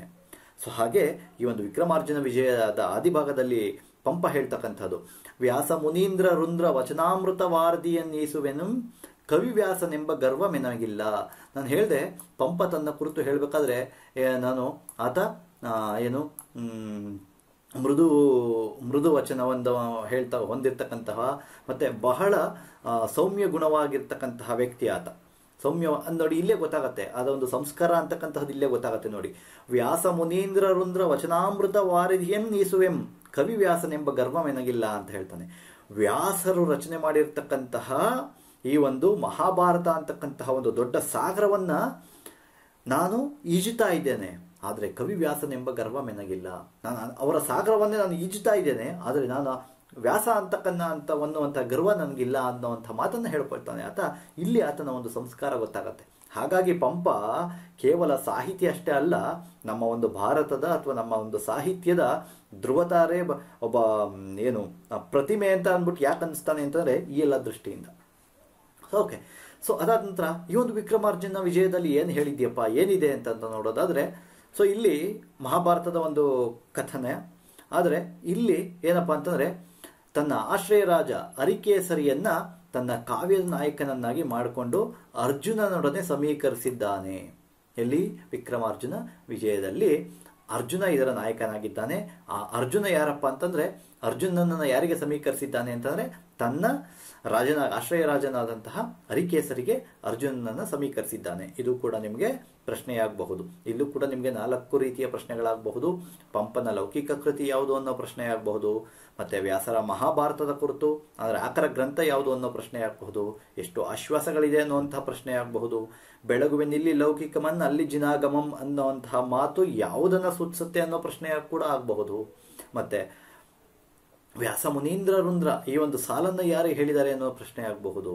ಮತ್ತೆ ಅರ್ಜುನನೊಡನೆ ಯಾರನ್ನ ಸಮೀಕರಿಸಿದ್ದಾನೆ ಅನ್ನೋ ಪ್ರಶ್ನೆ ಆಗಬಹುದು. ಮತ್ತೆ ಹಲವಾರು ಪ್ರಶ್ನೆ ಪತ್ರಿಕೆಗಳಲ್ಲಿ ಈ ಪ್ರಶ್ನೆ ಆಗಿದೆ ಕೂಡ, ಈ ಪ್ರಶ್ನೆ ಬಂದಿದೆ ಕೂಡ. ನಂತರ ನೋಡೋದಾದ್ರೆ ವಿಕ್ರಮಾರ್ಜುನ ವಿಜಯದ ಕುರಿತು ಏನು ವ್ಯಾಸರ ಭಾರತಕ್ಕೂ ವಿಕ್ರಮಾರ್ಜುನ ವಿಜಯಕ್ಕೂ ಇರತಕ್ಕಂತಹ ವ್ಯತ್ಯಾಸ ಏನು ಅಂತ ನೋಡೋದಾದ್ರೆ ನೋಡಿ, NET ಕೆಸೆಟ್ ಪರೀಕ್ಷೆಗಳಿಗೆ ಅಧ್ಯಯನ ಮಾಡ್ತಕ್ಕಂಥವ್ರಿಗೆ ಇದು ಬಹಳ ಮುಖ್ಯ ಆಗತ್ತೆ. ಯಾಕೆಂದ್ರೆ ಅಲ್ಲಿ ಬರ್ತಕ್ಕಂಥ ಪ್ರಶ್ನೆ ಇಷ್ಟು ಆಳವಾಗಿರತ್ವೆ ಇಲ್ಲಿ. ಸೊ ಇಲ್ಲಿ ಏನಪ್ಪಾ ಅಂತಂದ್ರೆ ವಿಕ್ರಮಾರ್ಜುನ ವಿಜಯದಲ್ಲಿ ಅರ್ಜುನ ಈ ಒಂದು ಕಾವ್ಯದ ನಾಯಕ. ವಿಕ್ರಮಾರ್ಜುನ ವಿಜಯದ ನಾಯಕ ಯಾರಾಗಿರ್ತಾನೆ? ಅರ್ಜುನನಾಗಿರ್ತಾನೆ. ಮತ್ತೆ ಅಲ್ಲಿ ದ್ರೌಪದಿ ಪಂಚಪಾಂಡವರ ಪತ್ನಿ, ಆದರೆ ಇಲ್ಲಿ ದ್ರೌಪದಿ ಅರ್ಜುನನ ಪತ್ನಿ ಮಾತ್ರ. ಹಾಗೆ ಅಲ್ಲಿ ವ್ಯಾಸರ ಮಹಾಭಾರತದಲ್ಲಿ ಅಕ್ಷಯ ವಸ್ತ್ರದ ಪ್ರಸಂಗ ಒಂದು ಬಹಳ ಮುಖ್ಯವಾದಂತಹ ಘಟ್ಟ, ಆದರೆ ಇಲ್ಲಿ ಅಕ್ಷಯ ವಸ್ತ್ರದ ಪ್ರಸಂಗವೇ ಬರೋದಿಲ್ಲ. ಹಾಗೆ ವ್ಯಾಸ ಭಾರತದಲ್ಲಿ ಕರ್ಣನ ಪಾತ್ರಕ್ಕೆ ಅಷ್ಟೊಂದು ಪ್ರಾಮುಖ್ಯತೆ ಇಲ್ಲ, ಆದರೆ ಇಲ್ಲಿ ಕರ್ಣನ ಪಾತ್ರ ಬಹಳ ಮುಖ್ಯ ಪಾತ್ರವನ್ನು ವಹಿಸುತ್ತೆ. ಮತ್ತೆ ಪಂಪನಿಗೆ ಕರ್ಣನ ಬಗ್ಗೆ ಅದಕ್ಕೆ ಹೇಳಿದ್ ನಾನು, ಪಂಪ ಕೇವಲ ಅತ್ಯುತ್ತಮ ಕವಿ ಅಂತ ಅಂದ್ಬಿಟ್ಟು ಅಷ್ಟೇ ಅಲ್ಲ, ಆತ ಒಂದು ತನ್ನ ವೈಯಕ್ತಿಕ ಅವನ ವ್ಯಕ್ತಿತ್ವವು ಕೂಡ ಅಷ್ಟೇ ಉಜ್ವಲವಾಗಿತ್ತು ಅನ್ನೋದಕ್ಕೆ ಆತನಿಗೆ ನೋಡಿ ಕರ್ಣನ ಪಾತ್ರ ಒಂದು ಅವನಲ್ಲಿ ಒಂದು ಸಣ್ಣ ಏನು ಮೃದುತ್ವವನ್ನು ಆತ ಮತ್ತೆ ಆತನ ಒಂದು ತ್ಯಾಗವನ್ನ ಕುರಿತು ಆತ ಸ್ವಲ್ಪ ಕರಗ್ತಾನೆ. ಸೊ ಹಾಗಾಗಿ ಕರ್ಣನಿಗೆ ಆತ ಅದಕ್ಕೆ ಹೇಳ್ತಾನೆ, ಆತ ಒಂದು ಕಡೆ ಹೇಳ್ತಾನೆ, ನೆನೆಯುವುದಾದರೆ ಕರ್ಣನಂ ನೆನೆಯೇ, ಇದರಲ್ಲಿ ಭಾರತದಲ್ಲಿ ನೆನೆಯುವುದಾದರೆ ಕರ್ಣನಂ ನೆನೆಯೇ ಅಂತಾನೆ ಹೇಳ್ತಾನೆ ಆತ. ಹಾಗಾಗಿ ಕರ್ಣನ ಪಾತ್ರಕ್ಕೆ ಬಹಳ ಮುಖ್ಯ ಪ್ರಾಮುಖ್ಯತೆಯನ್ನು ಆತ ಕೊಡ್ತಾನೆ. ಮತ್ತೆ ಅಲ್ಲಿ ವ್ಯಾಸರ ಮಹಾಭಾರತದಲ್ಲಿ ಯಾರಿಗೆ? ಯುಧಿಷ್ಠಿರನಿಗೆ ಮತ್ತೆ ಯಾರಿಗೋ ದ್ರೌಪದಿಗೆ ಪಟ್ಟಾಭಿಷೇಕ ಆಗ್ತಕ್ಕಂಥದ್ದು, ಯುಧಿಷ್ಠಿರ ಮತ್ತೆ ದ್ರೌಪದಿಗೆ. ಆದರೆ ಇಲ್ಲಿ ಅರ್ಜುನ ಮತ್ತೆ ಸುಭದ್ರೆಯರಿಗೆ ಪಟ್ಟಾಭಿಷೇಕವಾಗತ್ತೆ. ಯಾಕೆಂದ್ರೆ ಇಲ್ಲಿ ನಾಯಕ ಅರ್ಜುನ, ಈ ಒಂದು ಇದಕ್ಕೆ ನಾಯಕ ಅರ್ಜುನನಾಗಿದ್ದಾನೆ. ಮತ್ತೆ ಸುಭದ್ರೆ ಕೂಡ ಈತನ ಹೆಂಡತಿ ಆಗಿರೋದ್ರಿಂದ ಈಕೆಯನ್ನ ಕಡೆಗಣಿಸೋದಕ್ಕೆ ಬರೋದಿಲ್ಲ. ಹಾಗಾಗಿ ಅರ್ಜುನ ಸುಭದ್ರೆಯರಿಗೆ ಪಟ್ಟಾಭಿಷೇಕವನ್ನ ಮಾಡ್ತಾನೆ. ಸೊ ಇದು ಬಹಳ ಮುಖ್ಯವಾಗತ್ತೆ ನಿಮಗೆ ಕೆಸೆಟ್ NET ಪರೀಕ್ಷೆಯನ್ನ ಬರೆಯುವಂಥವರಿಗೆ ಈ ಅಂಶಗಳು ಬಹಳ ಮುಖ್ಯ ಆಗತ್ತೆ. ಇದಾದ ನಂತರ ನಾವು ಏನು ಪಂಪನ ಕುರಿತು ಈ ಎಲ್ಲ ಮಾಹಿತಿಗಳಾಯಿತು. ಅದಾದ ನಂತರ ನಾವು ಪೊನ್ನ ರತ್ನತ್ರಯರಲ್ಲಿ ಎರಡನೆಯ ವ್ಯಕ್ತಿ, ಆತ ಮೊದಲನೆಯವನು, ಈತ ಎರಡನೆಯ ವ್ಯಕ್ತಿ ಪೊನ್ನ. ಈತನ ಕಾಲ ಕ್ರಿಸ್ತಶಕ ಸುಮಾರು 950 ಈತನ ಕಾಲ ಅಂತ ಅಂದ್ಬಿಟ್ಟು ಗುರುತಿಸ್ತೇವೆ. ಸೊ ಈತ ರತ್ನತ್ರಯಲ್ಲಿ ಎರಡನೆಯವನು, ಕಾಲ 950. ಈತನ ಒಂದು ಆಶ್ರಯ ದೊರೆ ಯಾರಪ್ಪ ಅಂತಂದ್ರೆ ರಾಷ್ಟ್ರಕೂಟ ದೊರೆಯಾಗಿರ್ತಕ್ಕಂತಹ ಮೂರನೇ ಕೃಷ್ಣನ ಆಸ್ಥಾನ ಕವಿಯಾಗಿರ್ತಕ್ಕಂತಹನು ಪೊನ್ನ. ಸೊ ಈತನ ಒಂದು ಗುರು, ಜೈನ ಧರ್ಮದ ಪರಿಣಿತ ಅಂತನ ಕೂಡ ಈತನನ್ನು ಕರೀತಾರೆ. ಮತ್ತೆ ಈತನ ಗುರು ಯಾರಪ್ಪ ಅಂತಂದ್ರೆ ಜಿನಚಂದ್ರ ಮುನೀಂದ್ರ ಅಂತಕ್ಕಂಥವನು ಈತನು. ಪಂಪನ ಗುರು ಯಾರು ಅದು ಕೂಡ ನಿಮಗೆ ಗೊತ್ತಿರಬೇಕು. ಪಂಪನ ಗುರು ದೇವೇಂದ್ರ ಮುನಿ, ಪಂಪನ ಗುರು ಜಿನಚಂದ್ರ ಮುನೀಂದ್ರ ಪೊನ್ನನ ಗುರು. ಈತ ಧಾರ್ಮಿಕ ಗುರು ಅಂತಂದ್ಬಿಟ್ಟು ತಾನೇ ಶಾಂತಿ ಪುರಾಣದಲ್ಲಿ ಹೇಳ್ಕೊಂಡಿದ್ದಾನೆ. ಇದಾದ ನಂತರ ಈತನ ಸಾಹಿತ್ಯ ಕೃತಿಗಳನ್ನು ನೋಡೋದಾದ್ರೆ ಈತನ ಸಾಹಿತ್ಯ ಕೃತಿಗಳನ್ನು ನೋಡಬಹುದು. ಭುವನೈಕ್ಯ ರಾಮಾಭ್ಯುದಯ, ಶಾಂತಿ ಪುರಾಣ, ಜಿನಾಕ್ಷರಮಾಲೆ, ಗತಪ್ರತ್ಯಾಗತ ಅಂತಕ್ಕಂಥದ್ದು. ಈ ಒಂದು ಗತಪ್ರತ್ಯಾಗತ ಅಂತಕ್ಕಂಥದ್ದು ಸಂಸ್ಕೃತ ಕೃತಿಯಾಗಿರ್ತಕ್ಕಂಥದ್ದು. ಮತ್ತೆ ಇದರಲ್ಲಿ ಬಹಳ ಮುಖ್ಯವಾಗ್ತಕ್ಕಂಥದ್ದು ಈ ಒಂದು ಶಾಂತಿ ಪುರಾಣ. ಇವನಿಗೆ ಬಹಳ ದೊಡ್ಡ ಹೆಸರನ್ನು ತಂದು ಕೊಟ್ಟಿರ್ತಕ್ಕಂಥದ್ದು ಕೂಡ.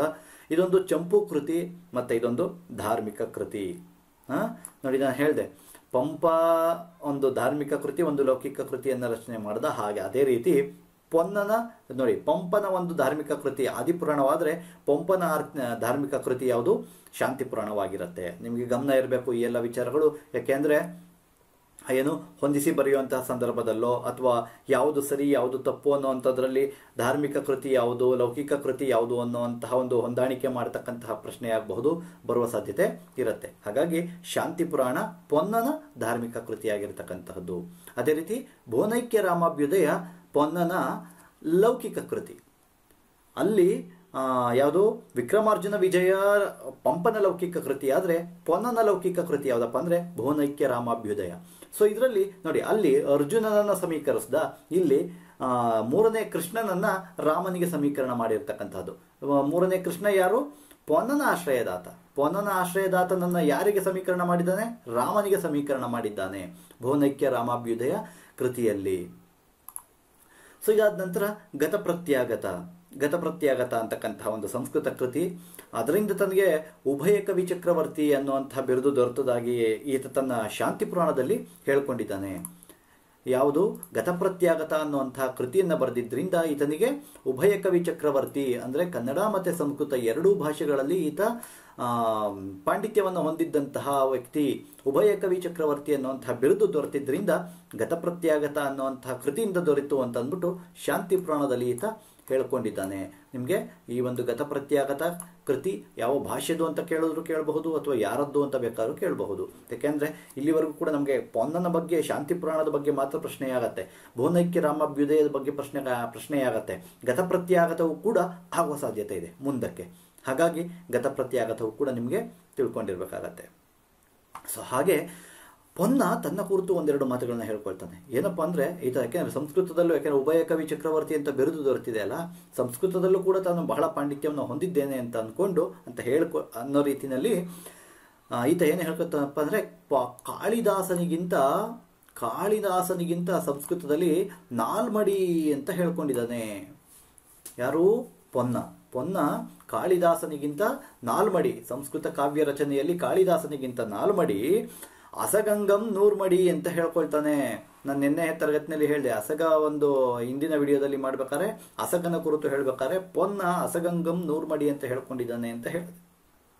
ಸೊ ನೋಡಿ, ಇಲ್ಲಿ ಆ ಮಾತು ಬಂತು. ಹಾಗಾಗಿ ಈ ಒಂದು ವಾಕ್ಯವನ್ನು ಕೊಟ್ಟು ಈ ಮಾತನ್ನು ಯಾರು ಹೇಳಿದ್ದಾರೆ ಅನ್ನೋ ಪ್ರಶ್ನೆ ಬರಬಹುದು ನಿಮಗೆ. ಅಸಗಂಗಂ ನೂರ್ಮಡಿ ಅನ್ನುವಂಥದ್ದು ಯಾರ ಕುರಿತು ಹೇಳಲಾಗಿದೆ ಅಂತ ಅಂದ್ಬಿಟ್ಟು. ಸೊ ಅದು ಪೊನ್ನ ಆಗಿದ್ದಾನೆ. ಸೊ ಹಾಗೆ ಅದೇ ರೀತಿ ಈ ಒಂದು ನಾ ಹೇಳಿದೆ ಆಗಲೇ ಭುವನೈಕ್ಯ ರಾಮಾಭ್ಯುದಯ ಅಂತಕ್ಕಂತಹದ್ದು ಒಂದು ಲೌಕಿಕ ಕೃತಿ. ಆನೆಯ ಮೇಲೆಯುಂ ಆಳ ಮೇಲೆಯುಂ ಪರಿದುದೊಂದೇ ಗಜಂ ಭುವನೈಕ್ಯ ರಾಮನ ಅನ್ನುವಂತಹ ಒಂದು ಮಾತು ಭುವನೈಕ್ಯ ರಾಮಾಭ್ಯುದಯದಲ್ಲಿ ಬರತಕ್ಕಂತಹದ್ದು. ಸೊ ಅದಕ್ಕೆ ಬಹಳ ದೊಡ್ಡ ಪ್ರಾಮುಖ್ಯತೆಯನ್ನು ಕೊಟ್ಟಿರ್ತಕ್ಕಂತಹದ್ದು. ಹಾಗಾಗಿ ಇದು ಈತನ ಲೌಕಿಕ ಕೃತಿ. ಒಟ್ಟಾರೆಯಾಗಿ ನೀವು ಪೊನ್ನನ ಕುರಿತು ಗಮನಿಸ್ಕೊಳ್ಬಹುದಾದಂಥ ಅಂಶಗಳು: ಪೊನ್ನ ರತ್ನತ್ರಯರಲ್ಲಿ ಎರಡನೆಯವನು, ಮೂರನೇ ಕೃಷ್ಣನ ಆಸ್ಥಾನ ಕವಿ, ಮತ್ತೆ ಗುರು ಬಂದು ಜಿನಚಂದ್ರ ಮುನೀಂದ್ರ, ಕೃತಿಗಳು ಬಂದು ಭುವನೈಕ್ಯ ರಾಮಾಭ್ಯುದಯ, ಶಾಂತಿ ಪುರಾಣ, ಜಿನಾಕ್ಷರಮಾಲೆ, ಗತಪ್ರತ್ಯಾಗತ, ಶಾಂತಿ ಪುರಾಣ ಚಂಪು ಕೃತಿ ಮತ್ತೆ ಧಾರ್ಮಿಕ ಕೃತಿ, ಭುವನೈಕ್ಯ ರಾಮಾಭ್ಯುದಯ ಈತನ ಒಂದು ಲೌಕಿಕ ಕೃತಿ ಅಂತಕ್ಕಂಥದ್ದು ನೋಡಬಹುದು. ಮತ್ತೆ ಗತಪ್ರತ್ಯಾಗತ ಸಂಸ್ಕೃತ ಭಾಷೆಯಲ್ಲಿ ಬರೆದಿರ್ತಕ್ಕಂತಹ ಕೃತಿ. ಇದರಿಂದ ಈತನಿಗೆ ಉಭಯ ಕವಿ ಚಕ್ರವರ್ತಿ ಅನ್ನುವಂಥ ಬಿರುದು ಬಂದಿದೆ. ಮತ್ತೆ ಇಲ್ಲಿ ಶಾಂತಿ ಪುರಾಣವನ್ನು ನೋಡಿದರೆ ಇದೊಂದು ಆಗಮಿಕ ಗ್ರಂಥ. ನಾ ಆಗಲೇ ಹೇಳಿದಾಗ ಲೌಕಿಕ ಗ್ರಂಥ, ಇದು ಆಗಮಿಕ ಗ್ರಂಥ. ಇದು 12 ಆಶ್ವಾಸಗಳನ್ನು ಹೊಂದಿರತಕ್ಕಂತಹದ್ದು. ಪಂಪನ ಆದಿಪುರಾಣ 16 ಆಶ್ವಾಸಗಳನ್ನು ಹೊಂದಿದೆ. ಪೊನ್ನನ ಶಾಂತಿ ಪುರಾಣ 12 ಆಶ್ವಾಸಗಳನ್ನು ಹೊಂದಿರತಕ್ಕಂತಹದ್ದು. ಇದು ಯಾರನ್ನ ಕುರಿತು ಇದಂದ್ರೆ 14ನೇ ತೀರ್ಥಂಕರನಾಗಿರ್ತಕ್ಕಂತಹ ಶಾಂತಿನಾಥನ ಕುರಿತು ಇರತಕ್ಕಂತಹ ಚರಿತ್ರೆ, ಶಾಂತಿನಾಥನ ಚರಿತ್ರೆ. ಅದು ಮೊದಲನೇ ತೀರ್ಥಂಕರನಾದಂತಹ ವೃಷಭನಾಥನ ಚರಿತೆ ಆದಿಪುರಾಣ. ಶಾಂತಿ ಪುರಾಣ ಬಂದು 16ನೇ ತೀರ್ಥಂಕರನಾದಂತಹ ಶಾಂತಿನಾಥನ ಚರಿತ್ರೆ ಆಗಿದೆ. ಸೊ ನಮಗೆ ಇಲ್ಲಿ ಇನ್ನೊಂದು ಬಹಳ ಮುಖ್ಯವಾಗ್ತಕ್ಕಂತಹದ್ದು ಏನಪ್ಪಾ ಅಂತಂದ್ರೆ, ಈ ಪ್ರಶ್ನೆ ನಿಮ್ಗಾಗಲೇ ಬಂದಿದೆ ಪ್ರಶ್ನೆ ಪತ್ರಿಕೆಗಳಲ್ಲಿ. ಅತ್ತಿಮಬ್ಬೆ ಈ ಒಂದು ಶಾಂತಿ ಪುರಾಣ ಕೃತಿಯನ್ನ ಸಹಸ್ರ ಪ್ರತಿಯನ್ನ ಮಾಡಿಸಿ ದಾನ ಮಾಡಿಸಿದ್ದಾಳೆ, ದಾನವನ್ನ ಮಾಡಿದ್ದಾಳೆ ಈ ಒಂದು ಶಾಂತಿ ಪುರಾಣ ಕೃತಿಯನ್ನ. ಹಾಗಾಗಿ ದಾನ ಚಿಂತಾಮಣಿ ಅಂತ ಅಂದ್ಬಿಟ್ಟು ಅನಿಸ್ಕೊಂಡಿದ್ದಾಳೆ ಆಕೆ. ಸೊ ಇದು ನಿಮಗೆ ಪ್ರಶ್ನೆ ಆಗಿದೆ. ಅಂದ್ರೆ ಶಾಂತಿ ಪುರಾಣ ಕೃತಿಯನ್ನ ಸಹಸ್ರ ಪ್ರತಿಯನ್ನ ಮಾಡಿಸಿದವರು ಯಾರು ಅನ್ನೋ ಪ್ರಶ್ನೆ, ಅಥವಾ ಅತ್ತಿಮಬ್ಬೆ ಯಾವ ಕೃತಿಯನ್ನ ಸಹಸ್ರ ಪ್ರತಿಗಳನ್ನಾಗಿ ಮಾಡಿಸಿದಳು ಅಂತ ಅನ್ನೋ ಪ್ರಶ್ನೆ, ಅಥವಾ ಅತ್ತಿಮಬ್ಬೆಗೆ ದಾನ ಚಿಂತಾಮಣಿ ಅಂತ ಯಾಕೆ ಕರೆದ್ರು ಅನ್ನುವಂಥ ಪ್ರಶ್ನೆ ಯಾವ್ದು ಬೇಕಾದರೂ ಬರಬಹುದು. ಇದಿಷ್ಟು ಶಾಂತಿ ಪುರಾಣದ ಕುರಿತು. ಮತ್ತು ಇದಾದ ನಂತರ ಜಿನಾಕ್ಷರಮಾಲೆ ಈತನ ಇನ್ನೊಂದು ಕೃತಿ. ಸೊ ಈ ಒಂದು ಜಿನಾಕ್ಷರಮಾಲೆ ಏನಪ್ಪಾ ಅಂತಂದ್ರೆ ಇದೊಂದು ಕಂದ ಪದ್ಯಗಳಿಂದ ಕೂಡಿರತಕ್ಕಂಥ, ಸುಮಾರು ಎಷ್ಟು ಕಂದ ಪದ್ಯಗಳಿದಾವೆ ಅನ್ನೋ ಪ್ರಶ್ನೆಯಾಗಿದೆ. 36 ಕಂದ ಪದ್ಯಗಳಿಂದ ಕೂಡಿರತಕ್ಕಂತಹ ಒಂದು ಕೃತಿ ಇದು. ಏನಪ್ಪ ಈ ಜಿನಾಕ್ಷರಮಾಲೆಯ ಒಂದು ವಿಶೇಷ ಅಂತಂದ್ರೆ ಕಾಯಿಂದ ಳಕಾರದವರೆಗೆ ಒಂದೊಂದು ಅಕ್ಷರದಿಂದ ಪ್ರಾರಂಭವಾಗ್ತಕ್ಕಂತಹ ಈ ಒಂದು ಕಂದ ಪದ್ಯಗಳನ್ನ ಈ ಒಂದು ಜಿನಾಕ್ಷರಮಾಲೆ ಒಳಗೊಂಡಿರ್ತಕ್ಕಂಥದ್ದು. ಇದು ಇದರ ವಿಶೇಷ. ಜಿನಾಕ್ಷರಮಾಲೆಯ ವಿಶೇಷ 36 ಕಂದ ಪದ್ಯಗಳನ್ನು ಹೊಂದಿದೆ. ಆ ಒಂದು 36 ಕಂದ ಪದ್ಯಗಳು ಕೂಡ ಕಾರದಿಂದ ಳಕಾರದವರೆಗೆ ಒಂದೊಂದು ಅಕ್ಷರದಿಂದ ಪ್ರಾರಂಭವಾಗ್ತಕ್ಕಂತಹ ಒಂದು ಕಂದ ಪದ್ಯಗಳನ್ನು ಇದು ಒಳಗೊಂಡಿದೆ. ಸೊ ಇದಿಷ್ಟು ಜಿನಾಕ್ಷರಮಾಲೆ. ಈತನಿಗೆ ಇರತಕ್ಕಂತಹ ಬಿರುದುಗಳನ್ನು ನೋಡೋಣ. ಕವಿ ಚಕ್ರವರ್ತಿ, ಉಭಯ ಕವಿ ಚಕ್ರವರ್ತಿ, ಸವರ್ಣ, ಕುರುಳ್ಗಳ ಸವರ್ಣ ಅನ್ನುವಂತಹ ಬಿರುದುಗಳನ್ನು ಈತ ಹೊಂದಿದ್ದಾನೆ. ಯಾರು? ಪೊನ್ನನ ಬಿರುದುಗಳು ಕವಿ ಚಕ್ರವರ್ತಿ, ಉಭಯ ಕವಿ ಚಕ್ರವರ್ತಿ, ಸವಣ, ಕುರುಳ್ಗಳ ಸವಣ, ಜೊತೆಗೆ ರತ್ನತ್ರಯ ಕೂಡ. ರತ್ನತ್ರಯರಲ್ಲಿ 2ನೇಯವನು. ನೋಡಿ ಇಲ್ಲಿ ಒಂದು ಗಮನಿಸ್ಕೊಳ್ಬೇಕು ನೀವು, ಪಂಪ ರತ್ನತ್ರಯರಲ್ಲಿ ಒಬ್ಬ, ಆದರೆ ಕವಿ ಚಕ್ರವರ್ತಿ ಆಗಲಿಲ್ಲ ಆತ. ಯಾಕೆ ಪಂಪ ಕವಿ ಚಕ್ರವರ್ತಿ ಆಗಲಿಲ್ಲ? ಯಾಕೆ?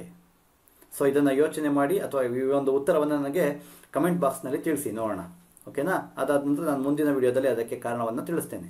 ಪಂಪ ರತ್ನತ್ರಯರಲ್ಲಿ ಮೊದಲಿಗ ಮತ್ತೆ ಆದಿಕವಿ, ಆದರೆ ಆತ ಕವಿ ಚಕ್ರವರ್ತಿ ಅಲ್ಲ. ಕವಿ ಚಕ್ರವರ್ತಿಗಳು ಬೇರೆ ಅಲ್ವಾ? ಕವಿ ಚಕ್ರವರ್ತಿಗಳು ಪೊನ್ನ, ರನ್ನ, ಜನ್ನ. ಹಾಗಾಗಿ ನೀವು ಯಾಕೆ ಪಂಪ ಯಾಕೆ ಕವಿ ಚಕ್ರವರ್ತಿ ಆಗಲಿಲ್ಲ ಅನ್ನೋದನ್ನ ನನಗೆ ಕಮೆಂಟ್ ಬಾಕ್ಸ್ನಲ್ಲಿ ತಿಳಿಸಿ. ಓಕೆ, ಮುಂದಕ್ಕೆ ಹೋಗೋಣ. ಇದಿಷ್ಟು ಪೊನ್ನನ ಕುರಿತು. ಇದಾದ ನಂತರ ರತ್ನತ್ರಯರಲ್ಲಿ ಈತ ಮೂರನೆಯವನು ರನ್ನ. ಸೊ ಈತನ ಕಾಲವು ಕೂಡ ಕ್ರಿಸ್ತಶಕ 940 ಆಗಿರ್ತಕ್ಕಂತಹದ್ದು. 940 ಈತನ ಒಂದು ಕಾಲ. ಮುದುವಳಲು, ಈಗಿನ ಮುಧೋಳ, ಬಾಗಲಕೋಟೆ ಹೋಗಿದ್ದೀರಾ? ಯಾರಾದರೂ ನೋಡಿದ್ದೀರಾ? ನೋಡಿ, ಅಲ್ಲಿಯವ ಈತ ಮುದುವಳಲುವನು. ಚಂಪು ಪ್ರಕಾರವನ್ನು ಹೆಚ್ಚಿನ ಒಂದು ಪ್ರಬುದ್ಧತೆಯಿಂದ ಬೆಳೆಸಿದಂತಹ ವ್ಯಕ್ತಿ. ತಂದೆ ಜಿನವಲ್ಲಭೇಂದ್ರ, ತಾಯಿ ಅಬಲ್ಲಬ್ಬೆ. ನೋಡಿ, ಈ ಕೆಸೆಟ್ NET ಬರೆಯುವಂಥವ್ರಿಗೆ ಪ್ರಶ್ನೆಯಾಗಿದೆ ಇದು. ಮತದಲ್ಲಿ ಜೈನ, ಜಾತಿಯಲ್ಲಿ ವೈಶ್ಯ, ವೃತ್ತಿಯಲ್ಲಿ ಬಳೆಗಾರ ಯಾರು ಅಂತ ಕೇಳಿದ್ದಾರೆ. ಮತದಲ್ಲಿ ಜೈನ, ವೃತ್ತಿಯಲ್ಲಿ ವೈಶ್ಯ, ಜಾತಿಯಲ್ಲಿ ವೈಶ್ಯ, ವೃತ್ತಿಯಲ್ಲಿ ಬಳೆಗಾರ ಯಾರು ಅಂತ ಕೇಳಿದ್ದಾರೆ. ಪ್ರಶ್ನೆಯಾಗಿದೆ ಇದು. ಅದು ರನ್ನ ಆಗಿದ್ದಾನೆ. ಮತ್ತೆ ಈತನ ಗುರು ಅಜಿತ ಸೇನಾಚಾರ್ಯರಾಗಿದ್ದಾರೆ. ಯಾರು? ರನ್ನನ ಗುರುಗಳು ಅಜಿತ ಸೇನಾಚಾರ್ಯರು ಆಗಿದ್ದಾರೆ. ಸೊ ಈತನ ಆಶ್ರಯದಾತ ಯಾರು? ಈತನ ಪೋಷಕ. ಆಶ್ರಯದಾತ ಮುಂದೆ ಬರ್ತಾನೆ. ಈತನ ಪೋಷಕ ಬಂದು ಗಂಗರ ದೊರೆ, 4ನೇ ರಾಚಮಲ್ಲನ ಮಂತ್ರಿಯಾಗಿರ್ತಕ್ಕಂತಹ ಚಾವುಂಡರಾಯ ಮತ್ತೆ ಅತ್ತಿಮಬ್ಬೆ ಈತನ ಪೋಷಕರು. ಚಾವುಂಡರಾಯ ಮತ್ತೆ ಅತ್ತಿಮಬ್ಬೆ ಈತನ ಪೋಷಕರಾಗಿರ್ತಕ್ಕಂಥದ್ದು. ಹೆಚ್ಚಿನ ಒಂದು ಪ್ರಾಮುಖ್ಯತೆಯನ್ನ ಈತ ರತ್ನನಿಗೆ ಕೊಡ್ತಾರೆ. ಅವರು ತನ್ನ ಚಿಂತಾಮಣಿ ಅನ್ಸ್ಕೊಂಡಿರ್ತಕ್ಕಂಥವ್ರು. ನೋಡಿ, ಈತನ ಆಶ್ರಯದಾತ ಯಾರಪ್ಪ ಅಂತಂದ್ರೆ ತೈಲಪ ಚಕ್ರವರ್ತಿ. ಆಸ್ಥಾನ ಕವಿ ಈತ ತೈಲಪ ಚಕ್ರವರ್ತಿಯ ಆಸ್ಥಾನ ಕವಿಯಾಗಿದ್ದಾನೆ. ಮತ್ತೆ ತನ್ನ ಮಕ್ಕಳ ಹೆಸರು ರಾಯ ಮತ್ತೆ ಅತ್ತಿಮಬ್ಬೆ ಅಂತಾನೆ ಇಟ್ಟಿದ್ದಾನೆ. ಅದಕ್ಕೆ ಹೇಳಿದೆ ನಾನು, ಪೋಷಕರಾಗಿ ಚಾವುಂಡರಾಯ ಮತ್ತೆ ಅತ್ತಿಮಬ್ಬೆ ಅಂತ ಅಂದ್ಬಿಟ್ಟು, ಮಗನಿಗೆ ಚಾವುಂಡರಾಯನಲ್ಲಿ ರಾಯ ಅಂತ ಅಂದ್ಬಿಟ್ಟು ಹೆಸರಿಟ್ಟಿದ್ದಾನೆ, ಮತ್ತೆ ಮಗಳಿಗೆ ಅತ್ತಿಮಬ್ಬೆ ಅಂತಾನೆ ಹೆಸರಿಟ್ಟಿದ್ದಾನೆ. ಮತ್ತೆ ರನ್ನ ತನ್ನ ಕುರಿತು ಏನು ಹೇಳ್ಕೊಂಡಿದ್ದಾನೆ ಅಂತಾರೆ, ಸರಸ್ವತಿ ಭಂಡಾರವನ್ನು ಒಡೆದವನು ತಾನು ಎಂದು ಹೇಳ್ಕೊಂಡಿದ್ದಾನೆ. ಇದು ಕೂಡ ಪ್ರಶ್ನೆಯಾಗುವ ಸಾಧ್ಯತೆ ಇದೆ. ಸರಸ್ವತಿ ಭಂಡಾರವನ್ನು ಒಡೆದವನು ಯಾರು ಅಥವಾ ಅಂತ ಹೇಳ್ಕೊಂಡಿರೋನು ಯಾರು ಅನ್ನುವಂಥ ಪ್ರಶ್ನೆ. ಮತ್ತೆ ಈತ ಏನ್ ಹೇಳ್ತಾನಪ್ಪ ಅಂದ್ರೆ, ರತ್ನತ್ರಯರಲ್ಲಿ ಪಂಪನುಂ ಪೊನ್ನಿಗನುಂ ಕವಿರತ್ನಮಂ, ಈ ಮೂವರೇ ಕವಿಗಳು ಎಂದು ಹೇಳ್ಕೊಂಡಿದ್ದಾನೆ. ಅಂದ್ರೆ ಪಂಪ, ಪೊನ್ನ, ರನ್ನ ಈ ಮೂವರು ಮಾತ್ರವೇ ರತ್ನತ್ರಯರು ಅಂತ ಅಂದ್ಬಿಟ್ಟು ತಾನೇ ಹೆಮ್ಮೆಯಿಂದ ಹೇಳ್ಕೊಂಡಿದ್ದಾನೆ ಈತ. ಯಾರು? ರನ್ನ. ರತ್ನತ್ರಯರಲ್ಲಿ ಈತ 3ನೇವನಾಗಿದ್ದಾನೆ. ಸೊ ಈತನ ಒಂದು ಕೃತಿಯನ್ನು ನೋಡೋಣ. ಈತನ ಒಂದು ಕೃತಿಗಳನ್ನು ನೋಡೋಣ. ನಮ್ಗೆ ಗೊತ್ತು, ಅಜಿತ ಪುರಾಣ ಮತ್ತೆ ಸಾಹಸ ಭೀಮ ವಿಜಯ ಗದಾಯುದ್ಧ ಅಂತಕ್ಕಂತಹದ್ದು. ಅಜಿತ ಪುರಾಣ ಅಂತಕ್ಕಂತಹದ್ದು ಈತನ ಒಂದು ಲೌಕಿಕ ಕೃತಿಯಾಗಿದೆ. ಯಾವುದು? ಲೌಕಿಕ ಕೃತಿಯಾಗಿದೆ ಇದು. ಅಜಿತ ಪುರಾಣ ಅಂತಕ್ಕಂತಹದ್ದು ಲೌಕಿಕ ಕೃತಿ. ಸಾಹಸ ಭೀಮ ವಿಜಯ ಗದಾಯುದ್ಧ ಇದು ಧಾರ್ಮಿಕ ಕೃತಿ. ಸಾಹಸ ಭೀಮ ವಿಜಯ ಗದಾಯುದ್ಧ ಅಂತಕ್ಕಂತಹದ್ದು ಲೌಕಿಕ ಕೃತಿಯಾಗಿದೆ. ಮತ್ತೆ ಅದಲ್ಲದೆ ಚಕ್ರೇಶ್ವರ ಚರಿತ್ರೆ ಮತ್ತೆ ಪರಶುರಾಮ ಚರಿತ್ರೆ ಇವುಗಳನ್ನು ಬರೆದಿದ್ದಾನೆ. ಆದರೆ ಇವುಗಳು ನಮಗೆ ಲಭ್ಯವಾಗಿಲ್ಲ. ಈ 2 ಕೃತಿಗಳು ಕೂಡ ನಮಗೆ ಲಭ್ಯವಾಗಿಲ್ಲದೆ ಇರತಕ್ಕಂತಹದ್ದು. ನಿಮಗೆ ನೋಡಿ, ಗುಂಪಿಗೆ ಸೇರದ ಪದ್ಯದಲ್ಲಿ ಕೊಡಬಹುದು. ಅಜಿತ ಪುರಾಣ, ಸಾಹಸ ಭೀಮ ವಿಜಯ, ಚಕ್ರೇಶ್ವರ ಚರಿತೆ, ಪರಶುರಾಮ ಚರಿತ್ರೆ, ಇವುಗಳು ಯಾರದು ಕೃತಿಗಳು ಅಂತ ಕೇಳಬಹುದು. ಅಥವಾ ಇವುಗಳಲ್ಲಿ ಮೂರನ್ನು ಕೊಟ್ಟು ಇನ್ನೊಂದು ಬೇರೆದನ್ನು ಕೊಟ್ಟು ಯಾವುದಾದ್ರೂ ಒಂದನ್ನು ಇದರಲ್ಲಿ ಗುಂಪಿಗೆ ಸೇರಿದ ಪದವನ್ನು ತೆಗೀಲಿಕ್ಕೆ ಕೂಡ ಕೊಡಬಹುದು. ಹಾಗಾಗಿ ನಿಮ್ಗೆ ಗೊತ್ತಿರಬೇಕು, ಅಜಿತ ಪುರಾಣ, ಸಾಹಸ ಭೀಮ ವಿಜಯ, ಚಕ್ರೇಶ್ವರ ಚರಿತ್ರೆ, ಪರಶುರಾಮ ಚರಿತ್ರೆ ಇವಿಷ್ಟು ಕೂಡ ಯಾರದ್ದು ಕೃತಿಗಳು? ರನ್ನನ ಕೃತಿಗಳು. ಸೊ ಅಜಿತ ಪುರಾಣ ಮತ್ತು ಸಾಹಸ ಭೀಮ ಕೃತಿಗಳು ಚಂಪು ಕೃತಿಗಳಾಗಿದ್ದಾವೆ. ಸೊ ಅತ್ತಿಮಬ್ಬೆ ಈತನಿಂದ ಅಜಿತ ತೀರ್ಥಂಕರ ಪುರಾಣವನ್ನು ಬರೆಸಿದಳು ಅಂತಂದ್ಬಿಟ್ಟು ಉಲ್ಲೇಖ ಇರತಕ್ಕಂಥದ್ದು. ಯಾಕೆಂದರೆ ಆಕೆ ಜೈನ ಧರ್ಮದ, ಈಗಾಗಲೇ ನಾವು ಪೊನ್ನನ ಶಾಂತಿ ಪುರಾಣವನ್ನು ಸಹಸ್ರ ಪ್ರತಿಗಳನ್ನು ಮಾಡಿಸಿ ಹಂಚಿದ ರೀತಿಯಲ್ಲಿಯೇ ರನ್ನನಿಂದನೂ ಕೂಡ ಅಜಿತ ತೀರ್ಥಂಕರ ಪುರಾಣವನ್ನು ಬರೆಸಿ ಆತನಿಂದನೇ ಅದನ್ನು ವಾಚನ ಕೂಡ ಮಾಡಿಸಿದಾಳೆ ಅನ್ನುವಂಥ ಒಂದು ಉಲ್ಲೇಖ ನಮಗೆ ಇದೆ. ಸೊ ಅಜಿತ ತೀರ್ಥಂಕರ ಪುರಾಣ, ಅಜಿತ ಪುರಾಣ ಯಾರನ್ನ ಕುರಿತು ಇದೆ ಅಂತಾನೆ? ಎರಡನೇ ತೀರ್ಥಂಕರನಾಗಿರ್ತಕ್ಕಂಥ ಅಜಿತ ಸ್ವಾಮಿಯ ಕುರಿತು ಇರತಕ್ಕಂತಹ ಒಂದು ಕೃತಿಯಾಗಿದೆ ಅಜಿತ ಪುರಾಣ. ಅಜಿತ ಸ್ವಾಮಿಯ ಕುರಿತಾದಂತಹ ಕೃತೆ. ಶಾಂತಿ ಪುರಾಣ ಶಾಂತಿನಾಥನ ಕುರಿತು ಇರತಕ್ಕಂತಹ ಕೃತಿ. ಹಾಗೆ ಯಾವುದು ಆದಿಪುರಾಣ ವೃಷಭನಾಥನ ಕುರಿತು ಇರತಕ್ಕಂತಹ ಒಂದು ಕೃತಿಯಾಗಿದೆ. ಇವೆಲ್ಲವೂ ಕೂಡ ನಿಮಗೆ ನೆನಪಲ್ಲಿರಬೇಕು. ಸೊ ಈ ಒಂದು ಅಜಿತನಾಥ ಪುರಾಣದಲ್ಲಿ ಪ್ರಾರಂಭದಲ್ಲಿ ಅತ್ತಿಮಬ್ಬೆನೇ ಬರೆಸಿರೋದ್ರಿಂದ ಅತ್ತಿಮಬ್ಬೆಯನ್ನ ಆಕೆಯ ದಾನ, ಶೀಲ, ವ್ರತಚಾರಿತ್ರವನ್ನ ಧನ್ಯತೆಯಿಂದ ಹೊಗಳಿ ಆಕೆಯನ್ನ ದಾನ ಚಿಂತಾಮಣಿ, ನೋಡಿ ದಾನ ಚಿಂತಾಮಣಿ, ಜಿನಧರ್ಮ ಪತಾಕೆ ಅಂತಾನೆ ಕರೆದಿದ್ದಾನೆ. ಯಾರು? ರನ್ನ. ಇದು ಕೂಡ ನಿಮಗೆ ಪ್ರಶ್ನೆ ಆಗಬಹುದು. ಅಜಿತನಾಥ ಪುರಾಣದ ಬರ್ಸಿದ್ದು ಯಾರು ಅಂತ ಪ್ರಶ್ನೆ ಆಗಬಹುದು, ಅಥವಾ ದಾನ ಚಿಂತಾಮಣಿ ಅಂತ ಯಾರನ್ನ ಕರೆದಿದ್ದಾನೆ ಅಂತ ಪ್ರಶ್ನೆ ಆಗಬಹುದು. ಜಿನಧರ್ಮ ಪತಾಕೆ, ದಾನ ಚಿಂತಾಮಣಿ ಅಂದ್ರೆ ಗುರುತಿಸ್ಬಿಡ್ತೀರಿ, ಜಿನಧರ್ಮ ಪತಾಕೆ ಅಂತ ಕೇಳಬಹುದು. ಹಾಗಾಗಿ ಜಿನಧರ್ಮ ಪತಾಕೆ ಯಾರು ಅಂತ ಕೇಳಿದ್ರೆ ಅದು ಅತ್ತಿಮಬ್ಬೆ ಅಂತ ನಾವು ಗುರುತಿಸ್ಬೇಕಾಗತ್ತೆ. ಸೊ ಇದಾದ ನಂತರ ಆತನ ಉತ್ಕೃಷ್ಟ ಕವಿತಾ ಶಕ್ತಿಯನ್ನ ಪ್ರಸ್ತುತಪಡಿಸ್ತಿರ್ತಕ್ಕಂತಹ ನಮಗೆಲ್ಲ ಪರಿಚಿತ ಮಾಡ್ತಕ್ಕಂತಹದ್ದು ಸಾಹಸ ಭೀಮ ವಿಜಯ, ಅಥವಾ ಇದಕ್ಕೆ ಗದಾಯುದ್ಧ ಅಂತಾನೆ ಕರಿತೇವೆ. ಇದು ರನ್ನನ ಒಂದು ಬಹಳ ದೊಡ್ಡ ಕೃತಿಯಾಗಿರ್ತಕ್ಕಂತಹದ್ದು. ಸೊ ಮಹಾಭಾರತ ಕಥೆ ಇದಕ್ಕೂ ಕೂಡ ಆಕರವಾಗಿರ್ತಕ್ಕಂತಹದ್ದು. ಸೊ ಈ ಒಂದು ಮಹಾಭಾರತ ಕಥೆಯಲ್ಲಿ ತನ್ನ ಆಶ್ರಯದಾತನಾದಂತಹ ಸತ್ಯಾಶ್ರೀ ಆ ಇರುವೆ ಬೆಡಂಗನನ್ನ ಕಾವ್ಯದ ನಾಯಕನಿಗೆ ಭೀಮನೊಂದಿಗೆ ಸಮೀಕರಿಸಿರ್ತಕ್ಕಂತಹದ್ದು. ನೋಡಿ, ಅಲ್ಲಿ ಪಂಪ ಅರ್ಜುನನೊಂದಿಗೆ ಸಮೀಕರಿಸಿದ ತನ್ನ ಆಶ್ರಯದಾತನನ್ನ. ಇಲ್ಲಿ ಸತ್ಯಾಶ್ರಯ ಇರುವ ಬೆಡಂಗನನ್ನ ಭೀಮನೊಂದಿಗೆ ಈತ ಸಮೀಕರಿಸ್ತಾನೆ. ನಿಮ್ಗಿದು ಕೂಡ ಮಾಹಿತಿ ಪರೀಕ್ಷಾ ದೃಷ್ಟಿಯಿಂದ ಬಹಳ ಮುಖ್ಯ ಆಗತ್ತೆ. ಭೀಮನೊಂದಿಗೆ ಯಾರನ್ನ ಸಮೀಕರಿಸಿದ್ದಾನೆ, ಅಥವಾ ಸತ್ಯಾಶ್ರಯ ಇರುವ ಬೆಡಂಗನನ್ನ ಯಾರಿಗೆ ಸಮೀಕರಿಸಿದ್ದಾನೆ ಅನ್ನುವಂಥ ಪ್ರಶ್ನೆ ಆಗಬಹುದು. ಸೊ ಮತ್ತೆ ಈತ ಹೇಳ್ಕೊಳ್ತಾನೆ ಗದಾಯುದ್ಧವನ್ನ ಸಿಂಹಾವಲೋಕನ ಕ್ರಮದಿಂದ ರಚನೆ ಮಾಡಿರ್ತಕ್ಕಂತಹದ್ದು ಅಂತ. ಇದು ಕೂಡ ಪ್ರಶ್ನೆಯಾಗಿದೆ ಕೆಸೆಟ್ನಲ್ಲಿ. ಸಿಂಹಾವಲೋಕನ ಕ್ರಮದಿಂದ ರಚನೆ ಮಾಡಿದ್ದೀನಿ ಅಂತ ಅಂದ್ಬಿಟ್ಟು ಆತ ಹೇಳ್ಕೊಳ್ತಾನೆ. ಅಂದ್ರೆ ಕೇವಲ ಸಂಪೂರ್ಣವಾಗಿ ಪ್ರತಿಯೊಂದು ವಸ್ತುಶಃ ವಿಚಾರಗಳನ್ನು ಗಮನಿಸ್ಕೊಂಡಿರ್ತಕ್ಕಂಥದ್ದಲ್ಲ, ಒಟ್ಟಾರೆ ಕಥೆಯನ್ನ ಅವಲೋಕನ ಮಾಡಿಕೊಂಡು ತಾನು ಬರೆದಿರ್ತಕ್ಕಂತಹದ್ದು ಅಂತ ಹೇಳ್ಕೊಳ್ತಾನೆ.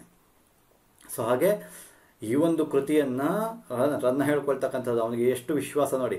ರನ್ನನ ಕೃತಿ ರತ್ನಮುಂ ಪೇಳ್ ಪರೀಕ್ಷೆಪಂಗೆ ಎಂಟೆರ್ದೆಯ ಎಂದು ವಿಮರ್ಶಕರಿಗೆ ಸವಾಲಾಗ್ತಾನೆ. ಅಂದ್ರೆ ಕವಿ ರನ್ನನ ಕೃತಿಯನ್ನ ಅವರು ವಿಮರ್ಶೆ ಮಾಡುವಂಥವರಿಗೆ 8 ಎದೆ ಇರಬೇಕು ಅಂತ ಅಂದ್ಬಿಟ್ಟು ಆತ ಹೇಳ್ಕೊಳ್ತಾನೆ. ಯಾರು? ರನ್ನ. ಬಹಳ ದೊಡ್ಡ ಆತ್ಮವಿಶ್ವಾಸವನ್ನ ಹೊಂದಿದ್ದಂತಹ ಕವಿಯಾಗಿದ್ದಾನೆ ರನ್ನ. ಸೊ ಮತ್ತೆ ಇದಕ್ಕೆ ಒಂದು ಆಕರ ಅಂದ್ರೆ ವ್ಯಾಸ ಭಾರತದ ಗದಾ ಸೌಪ್ತಿಕ, ಗದಾ ಪರ್ವ ಏನಿದೆಯಲ್ಲ ಅದು, ಅದರ ಕಥಾನಕ ಇದಕ್ಕೆ ಆಕರವಾಗಿರ್ತಕ್ಕಂತಹದ್ದು, ಅದರ ಮೂಲ ಇರ್ತಕ್ಕಂತಹದ್ದು, ಅದರ ಆಧಾರದ ಮೇಲೆ ಬರೆದಿರ್ತಕ್ಕಂತಹದ್ದು. ಪಂಪ ಭಾರತದ 13ನೇ ಆಶ್ವಾಸದ ಗದಾಯುದ್ಧ ಪ್ರಸಂಗ ನಾ ಈಗಲೇ ಹೇಳಿದಾಗೆ, ಹಾಗೂ ಬಾಸನ ಊರುಭಂಗ ಪ್ರಸಂಗ, ಮತ್ತೆ ಭಟ್ಟನಾರಾಯಣರ ವೇಣಿ ಸಂಹಾರದಿಂದ ಈ ಒಂದು ಪ್ರೇರಣೆಯನ್ನ ಪಡೆದು ಈ ಒಂದು ಗದಾಯುದ್ಧವನ್ನ ರಚನೆ ಮಾಡಿರ್ತಕ್ಕಂತಹದ್ದು.